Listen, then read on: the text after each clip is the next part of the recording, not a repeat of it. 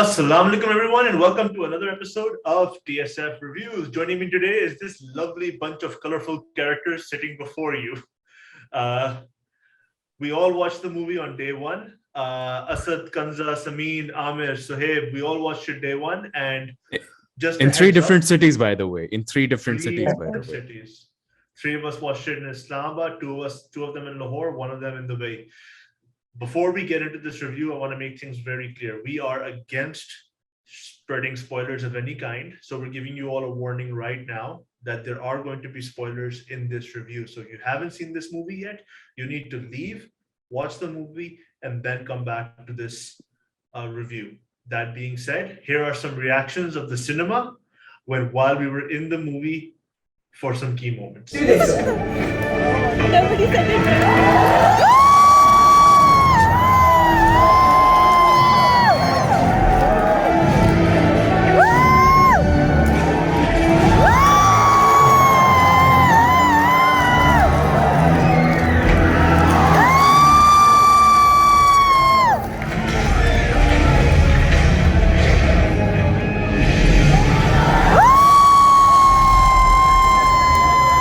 That was how electrifyingly good this movie was. Guys, how pumped were you guys after this It movie? was amazing. It was insane. Amazing. It's like a love letter to all Spider-Man fans out there. Agreed. Like, yeah, this is what you wanted.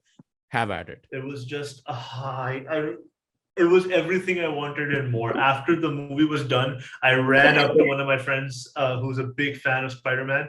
And I just ran at him and we were just jumping up and down. Oh my God, I can't believe we were here for this moment.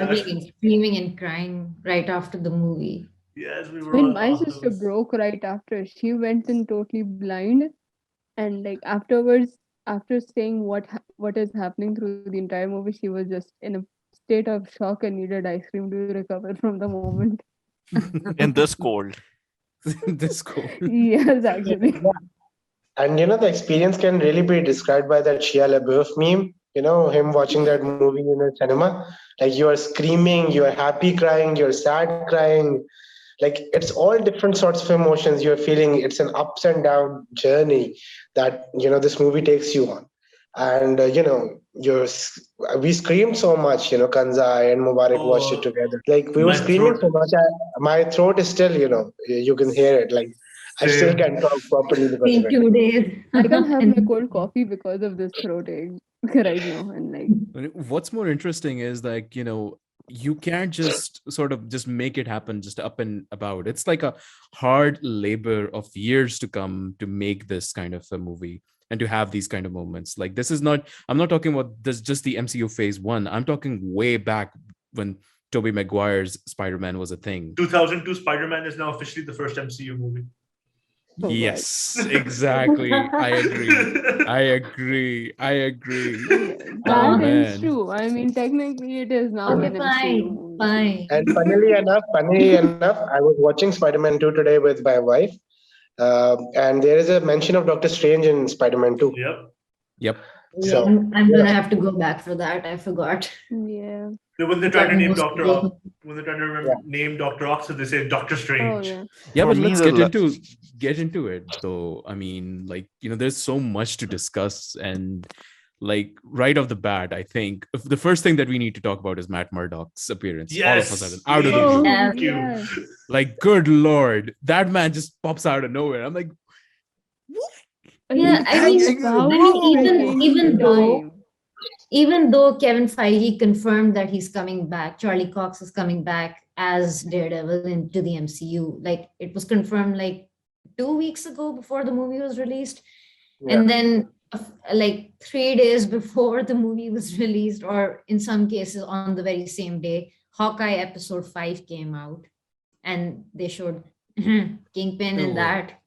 Yeah. The thing is that Matt Murdock, like some of us, I don't know, I can't speak for everybody here, obviously, but some of us haven't seen any news regarding any Marvel related thing, like me, since the trailer dropped with the Sinister Six in it. So like I went in completely blind. I wasn't even expecting Matt Murdock, even though like there were rumors. I was 100% like convinced that Matt Murdock will not be in this movie. And like one of my favorite scenes in the entire movie is from Matt Murdock So like when he catches the one brick. where he just, yeah. I'm a really good lawyer. But I feel like Like, that's the that's only what thing I that knew. made me Yeah. dock points from the movie because you kind of need more of that. Like all of a sudden he just comes out of nowhere and he's there. There's no context explained like who brought him there in the first place, and then you just don't see him. And you inside you have that expectation, like in the final confrontation, probably he might pop up with his Daredevil suit, and that was the only thing that made me dock a few points. But that was only just me nitpicking that, hey, we could have had more of Matt Murdock, and it could have been explained a little bit more that how he comes. So probably that. I am gonna second Asad's point because I just realized who you guys have been talking about for the past 5 minutes. Because I watched yeah, hello, hi, I'm the non-Marvel fan over here who has no, I'm serious. I just realized even at that time I was wondering why is everyone screaming over this guy? He kind of looks familiar. Oh my, you Oh are my God, who was, Oh who my was God. sitting next to I him? This thought is You couldn't Mhm. I recognize him Who thought right was that away. he sitting was next to Amir in the cinema? Amar this and is Tanya. gonna be actually in my be a defense it was blooper reel Salia. or something. If it was Amar, I would have been punched in the face because the last time someone jumped so much on a movie was when I sat with Hassan when we were watching the last Avengers movie. The last time I've seen people screaming this much was Endgame. Yeah. So yeah, I'm glad I was sitting a little bit farther from Amar this time. Amar was flailing all over the place. But yeah, to get back at the point, yeah, I kind of agree with Asad on that point. It makes sense. I didn't even know who that person was. Maybe a little bit of introduction, but then again, maybe he has something more to do in future movies. Just gonna bring it out there. Like you have to realize that Daredevil has never been a end of world crisis kind of superhero. He's always been a more down to Yeah. earth kind of situation, dealing with on the streets of Hell Kitchen kind of guy. He's for So the streets, man. He's for he the he streets. he is for the streets, and he's always been for the streets. A couple of odd stories here and there. He's kind of taken on bigger events, but he's mostly been limited towards like low level crime type of stuff. But then again, as Asad said, maybe not expecting him in the final fight, but more of an explanation of how they hired that lawyer. Fan theories that Yeah. maybe Tony Stark hired him as a lawyer for the Avengers way long ago. But again, it's all fan theories, and I agree. It's all Yeah. fan theory. How does missing. he There's how does he nothing tie in complicated. basically other than just being a lawyer? Yeah. No, but like then again, here's the thing, right? It's like we those of us who have watched, okay, so you want to find out the link, okay, how did he get from here to here, right? But then again, you know that he is a lawyer in the Marvel universe, that okay, and they had to, and he had a good connection with Spider-Man. Throwing him in the movie makes sense. I do agree that we don't know how. There's a bunch of gaps there, and I'm not going to pretend I have answers for that. But I'm going to definitely say that I don't care, because we saw Matt Murdock, potentially Daredevil, in that movie with Spider-Man, which is something that's pretty huge, because Daredevil and Spider-Man have that rapport in the movies, and like not in the movies, in comics a lot. And to see them together on screen, like even not in costume, is such a big deal. I feel like we're gonna get a I'm lot of happy. history as well in the Disney Plus series that we're gonna get, because it's supposed to be a continuation of the Netflix show. Mhm. So who knows? We might get a lot of flashbacks that might explain this stuff. It's not just that we had Matt Murdock, but we also had like Happy, played by Jon Favreau in that scene, who played the original Foggy Nelson in the original. I think it was Ben Affleck. Yeah. That movie, Daredevil. Yeah. With Ben Affleck. that was So definitely, it's like it's this movie is like, if anything, if it can be explained as like an homage to like all of the previous work that Marvel has put out. Like now it's kind of like going back to your hometown when you're all successful and everything, and just giving back to the community over there. It's kind of that analogy that I'm putting it out there. But moving onwards from Matt Murdock, then we sort of start getting the gravity of the situation that Peter is in, because his friends' careers are in jeopardy. Guy can't catch a breath, can catch a break even, and then his school and everybody. There's this conspiracy theory that's going on, like, hey, Mysterio was right and everything, and then there's the side who's with Spider-Man and everything. So I think that was a very dark take that Marvel took, and Marvel's not usually that dark per se. It's only recently that they've started taking these leaps into that. It was dark, but there's something, something of gap that I just, I felt very hardly about it. That even in during this entire event, Peter Parker, Spider-Man is one of those people who saved the entire world during the Endgame events. He was one of Universe. those heroes. He saved the universe. Okay, and not a single one of the Avengers comes on front to defend him like that. He is a hero. We will look into the evidence, whatever the evidence is. Just stand by him. Somebody should be standing by his side. If I quote, an episode of Justice League Animated, when Green Lantern was held, in court for blasting an entire planet, even Green Lantern was saying that he did it. Do not defend me. But the Justice League was standing with him at the entire time. Flash was his lawyer. Everybody was standing by his side, sitting in the court, watching every hearing. They were there. They were giving them their support. But there was absolutely no one. Sure, there could be budget cuts, but they could have given something. I would just like to contest that one, because if you think about the Avengers in general and in the timeline that we are currently in, pretty much every Avenger that I think of is kind of like busy in their own. I mean, well, Tony Stark, well, dead. Steve Rogers is off the world.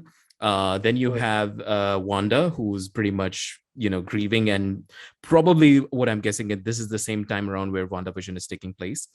Thor, of course, it will be explained in Thor: Love and Thunder, where he's busy.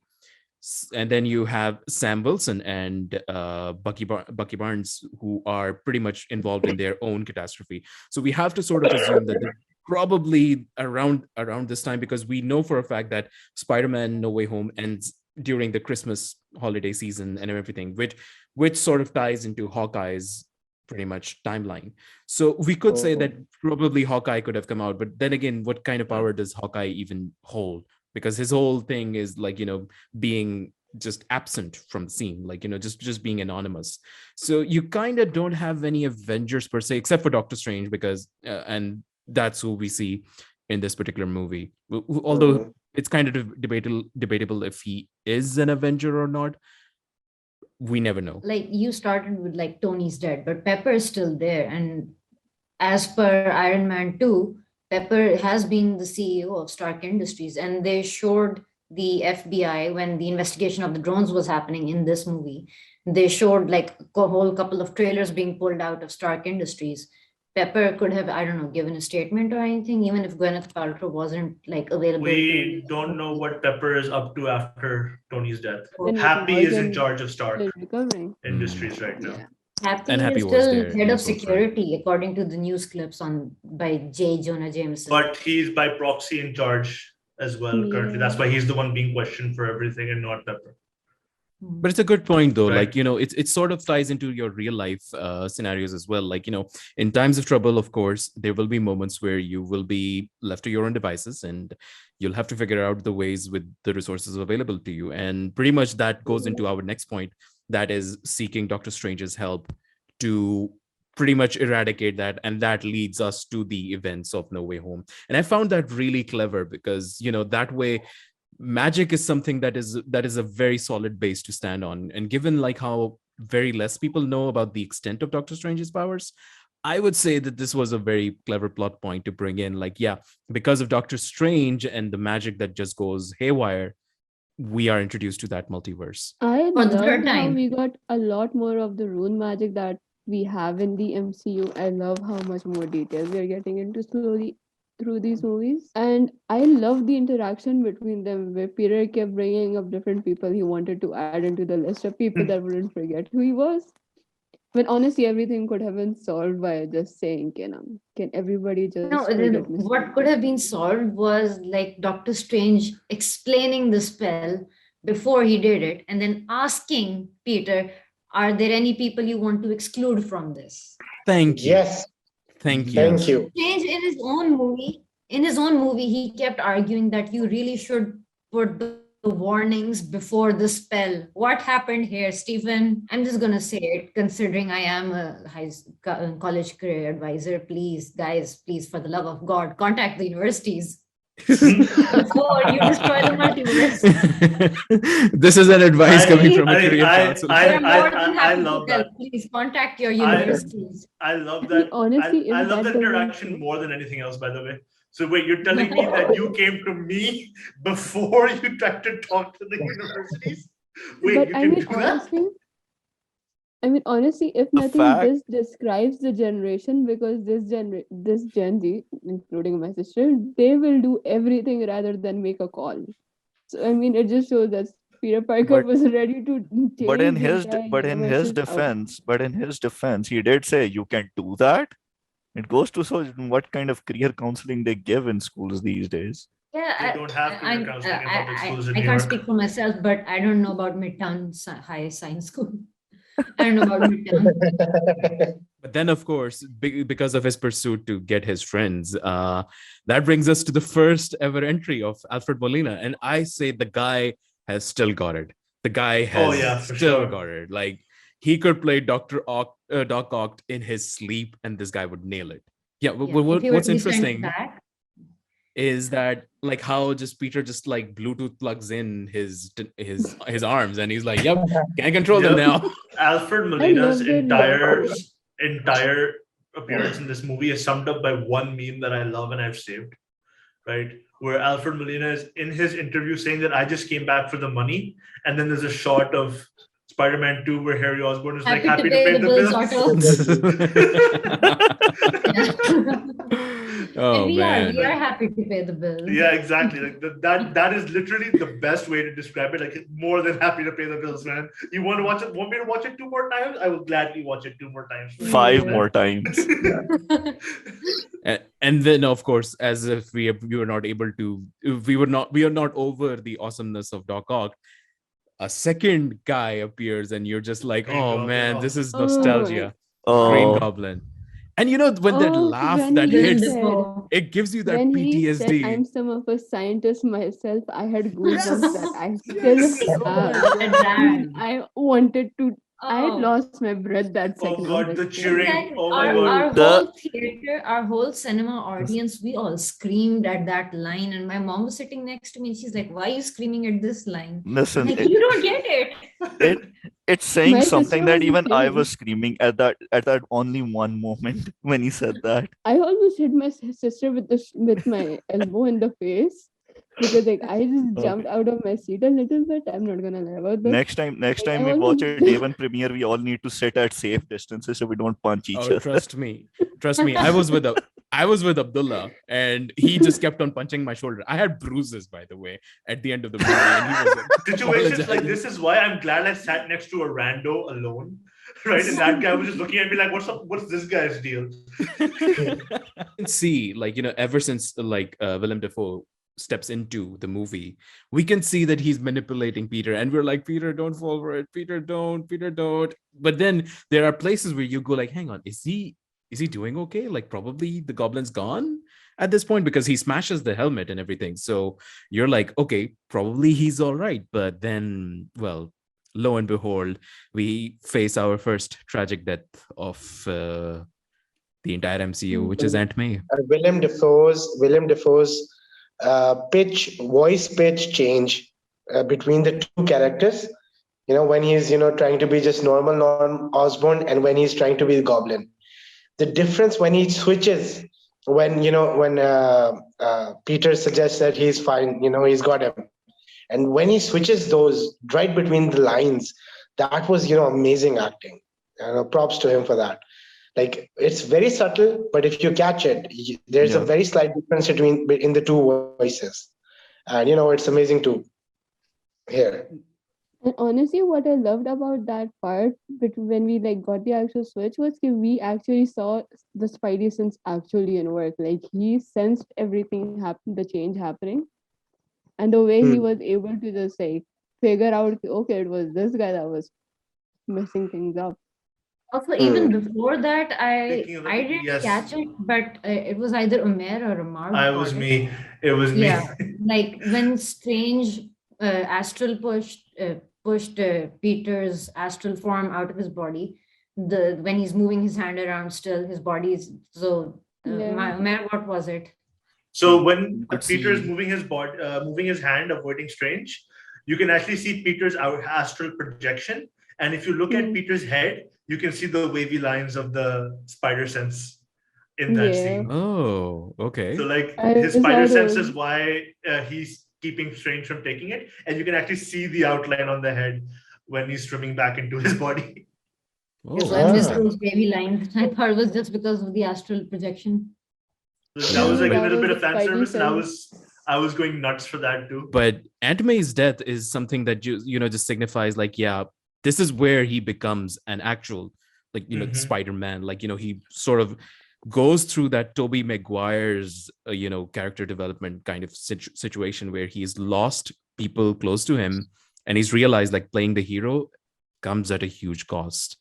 I mean, yes, not to cut you off though, but we skipped something very important while talking about Ant-Man's death, and that's the line.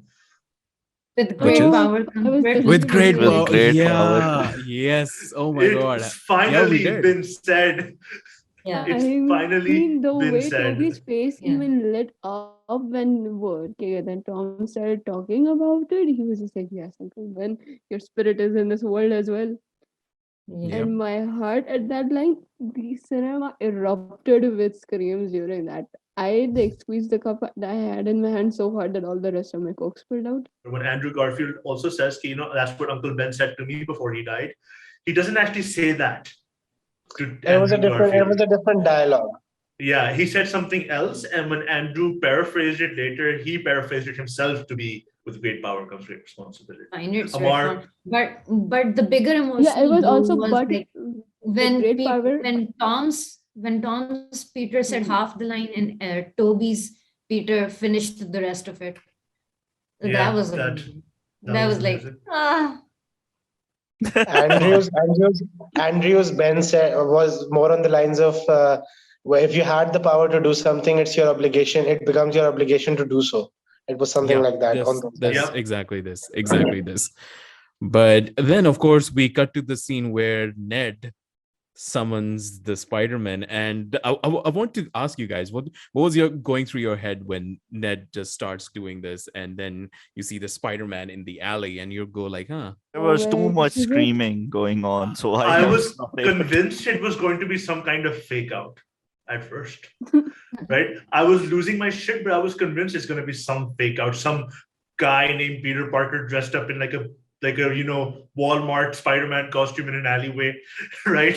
It's going to be Mhm. something like that. But the second he walks through the portal and pulls off that mask, like everybody, I could see like our friend Izan sitting at the end of the same row I'm on, standing up, screaming, and a bunch of people standing up as well in the cinema, and I'm just like Yeah. screaming. I can second that because Izan was right in front of me. I was on the other side as well. Amar, Izan, everybody around me just jumps up. I'm like, sit down, I can't see the screen. Because I had because I popcorn really wanted to thrown at me from the hear the back, so that dialogues. also explains what was going on in the cinema here. Like I had popcorn Yeah, land on I my back.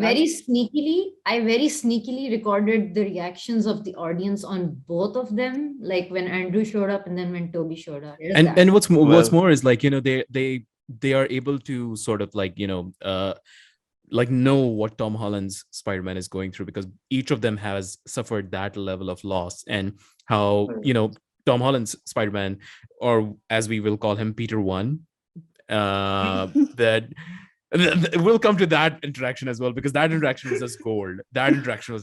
But the This was fact a that movie of how- memes.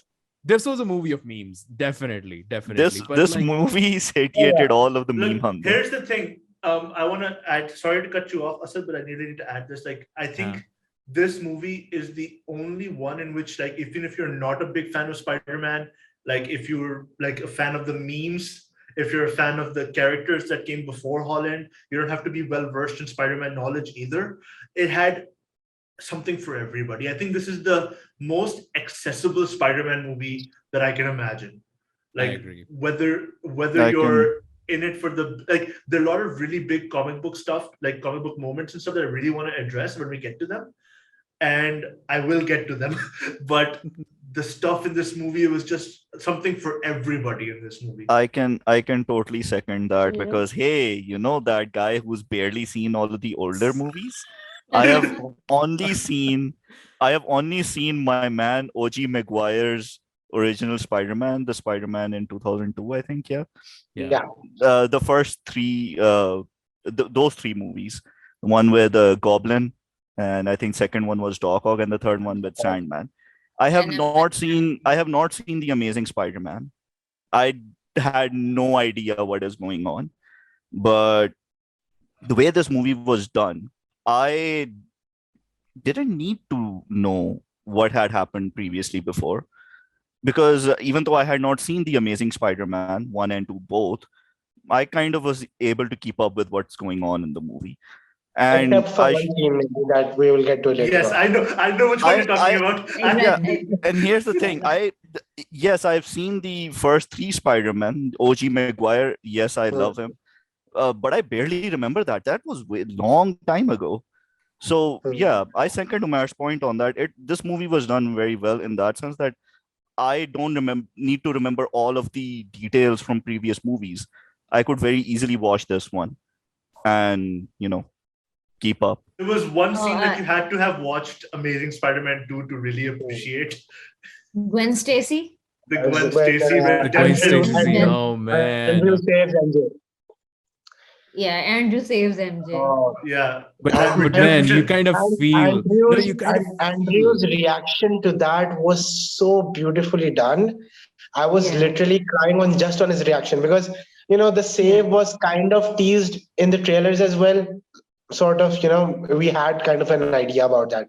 But his reaction, when he had her in the arms and he had finally done it, he's finally reached his redemption. He has saved someone like that. And his reaction to that, it was so heartbreaking.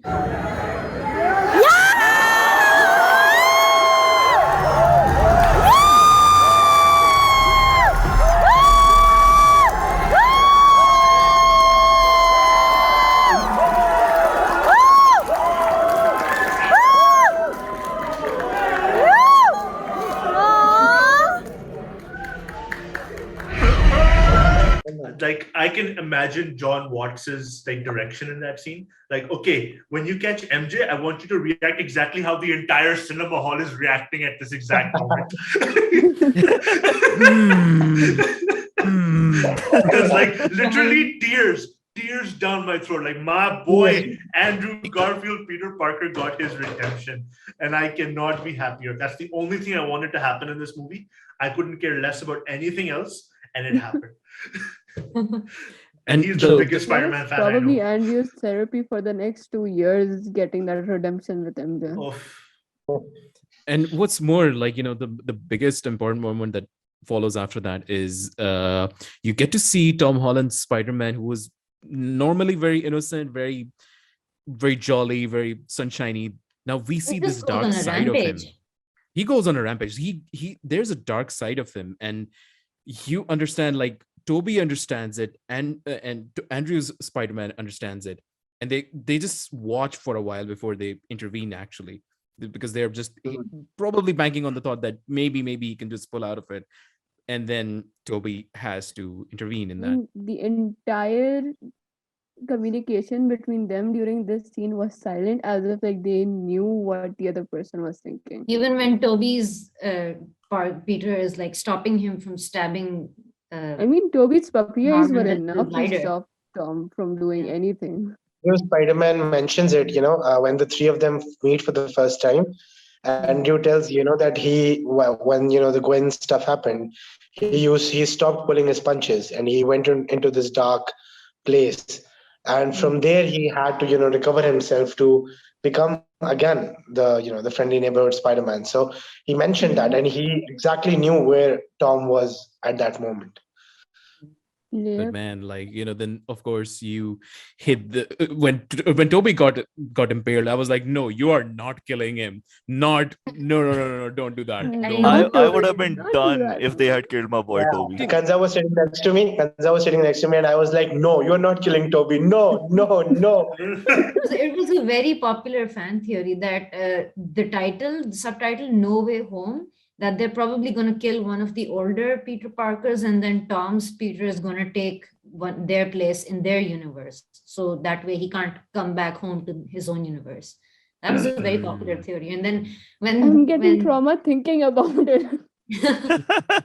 Don't worry, Kanza, it didn't happen. But Breathe. thankfully, E- he every survived. every Spider-Man is amazingly handled. Their energy off each other is amazing. The dialogues, it feels so natural.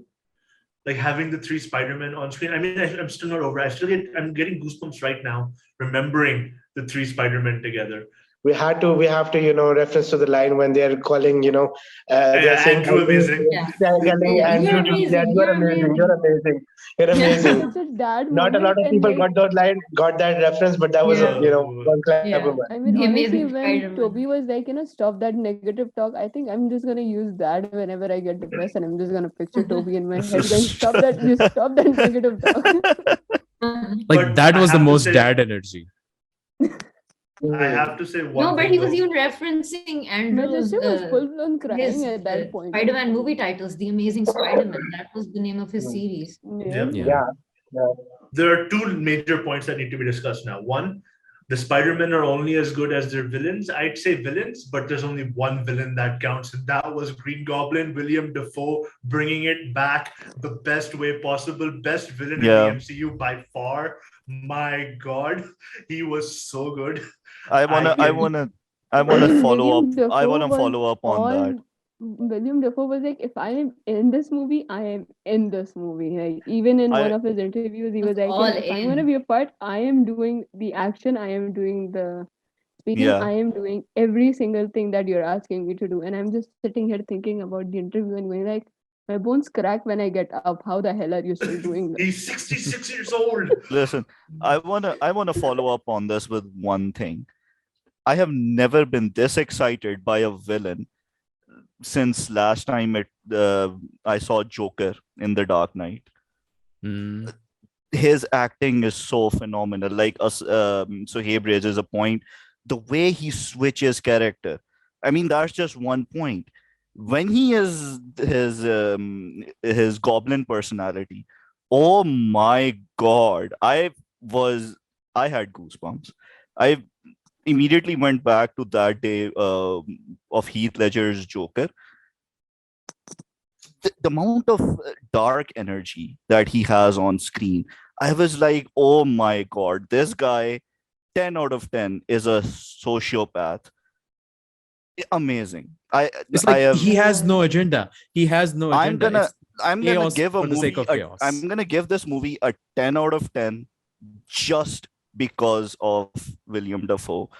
Oh my God, he is officially my favorite villain for the past 5 years. Like ever since Heath Ledger. But you have to, there's some things I have to say about William Dafoe's being a villain is not just with the original Sam Raimi trilogy, it was meant to be a little goofy. Like even he was a bit goofy in that too.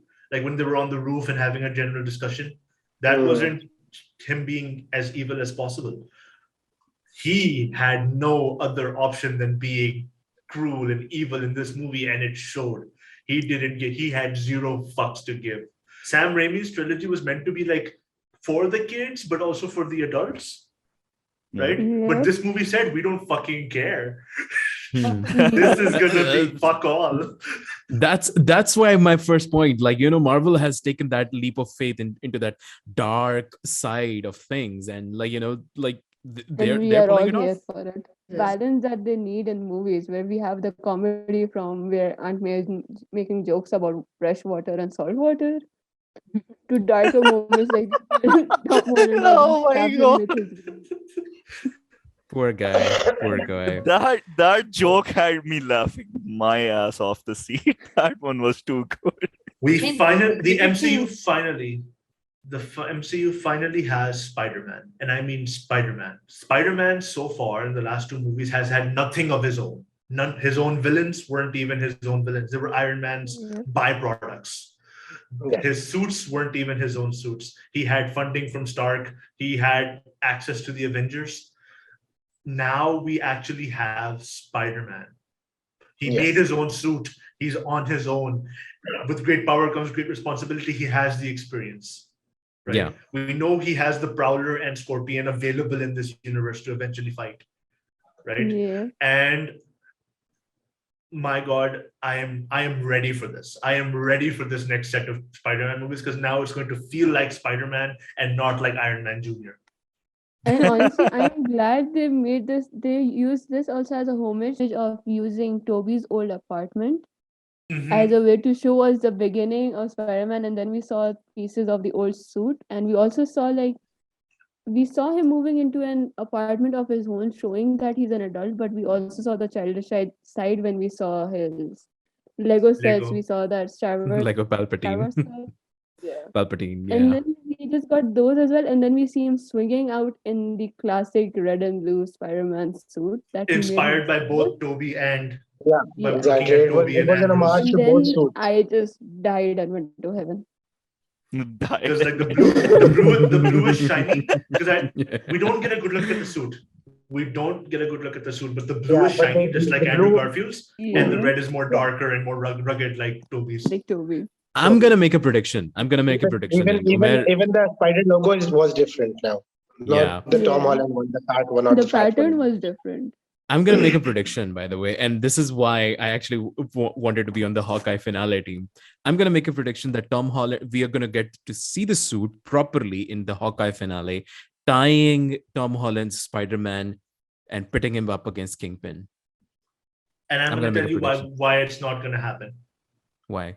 right? Because everybody keeps forgetting that yes, this is Christmas time, and Hawkeye also takes place at Christmas time, but Hawkeye takes place 2 years after Endgame, and this takes place the Christmas after Endgame. Yeah. A year before Hawkeye. 1 year Interesting. before Hawkeye does. Interesting. Yeah. Oh, fair enough. But yeah, like what I am very excited for is that now nobody knows Spider-Man, so you can now Yes. freely tell Spider-Man stories without having any influence from the Avengers. And actually, so hey, they sort of nullified your future arguments as to why no Avenger got involved. It's because they don't know him now. Future is cool now. Future's Future good. is cool now. We have Spider-Man as he should be. J. Jonah Jameson riding his ass on public media, right? Spider-Man broke off his ass trying to MJ working pay as a the bills. waitress. MJ working as a waitress. Oh We my have God. everything. We have all the pieces in place to have the definitive Spider-Man trilogy, I hope, because now everything is in place where it should be to have a good The story. next Spider-Man movie is going to be just as amazing as this one. We're gonna have Venom, that's for sure. Post-credit scene, Yes. mid-credit Post-credit scene. We're scene. gonna have Yeah. Oh, that symbiote leaving just had me just sitting there with my mouth wide open, and I was like looking at my sister because automatically I looked at my right and she was just looking at me like, "What's happening?" I was like, "You're We the will worst not person to watch a discuss- Marvel movie with." we will not discuss the post-credit scene of this movie because I feel like that's a separate discussion on its own, which we should have. Right? So we will just discuss the mid-credit scene, which was the Venom leaving. And Which I was- we're all a bit conflicted about that because Why would feel- I they mean- bring him over and then throw him back? I mean, just to have that one drop of symbiote in there, just so that this No, world. the main question is why was Venom transported to this earth? He didn't know Peter Parker. He didn't know Spider-Man. How Exactly. because- Yeah. Hive mind? that. I know that Sony is just like pulling shit out of their ass when they make these movies, right? That's for sure. But Mm. it doesn't like that. It just doesn't make sense. We got excited about it. Yes, sure. We all did. Mhm. Let's not lie about that. But it makes no sense at all. Yeah. Just I send mean, him could back. it have been because he was following Andrew's Peter Parker because we know that Andrew fought against a symbiote? Was it that him trying to follow Peter? It was Toby. Toby. It was Toby Toby. fought Toby, him. huh, Toby Toby. who So, fought him. strategy. Yeah, but then again, If in any I way agree he with could have Umair. been following that, but yeah, it Yeah, was but probably then again, just it's full of- that it's sort of a different universe at that point because This was just Sony One being like, Tom Hardy is maybe. completely different. Sony was just Maybe? like, maybe. And Marvel was like, fuck off.